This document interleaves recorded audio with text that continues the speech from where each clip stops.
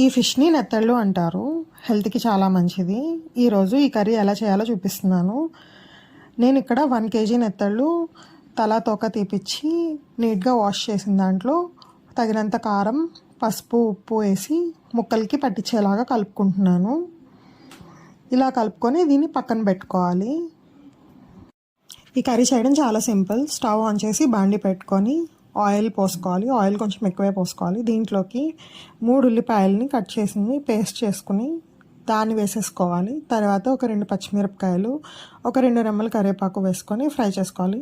ఇక్కడ చూపిస్తున్న మసాలా దినుసులు, దాంతోపాటు 2 స్పూన్లు గసగసాలు కూడా వేసుకొని మిక్సీ పట్టుకోవాలి ముద్దలాగా. ఇప్పుడు ఈ మిక్సీ పట్టుకున్న పేస్ట్ని కూడా ఆనియన్ పేస్ట్ ఫ్రై అయిన తర్వాత దాంట్లోకి వేసేసుకోవాలి.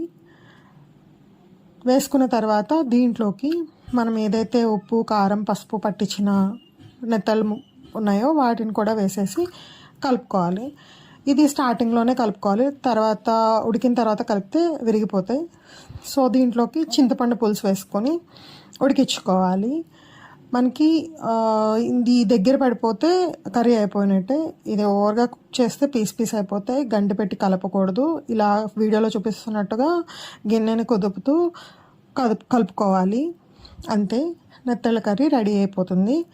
ఈరోజు లంచ్లోకి ఈ నెత్తళ్ళ కర్రీ చేసాము అండ్ మునగాకు పప్పు తిన్నాము. తర్వాత ఇంకా కొన్ని నెత్తళ్ళు ఉంటే దాంట్లోకి కొంచెం అల్లం వెల్లుల్లి పేస్ట్, ఉప్పు, కారం వేసి ఇలా ఫ్రైలా చేశాను. నాకు ఇలా చేసి తినడం అంటే చాలా ఇష్టం. పిల్లలు కూడా ఇష్టంగా తింటారు.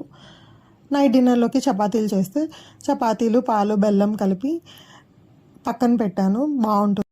ఇలా ఎప్పుడు తినకపోతే ట్రై చేయండి, బాగుంటుంది. అంతే, బాయ్.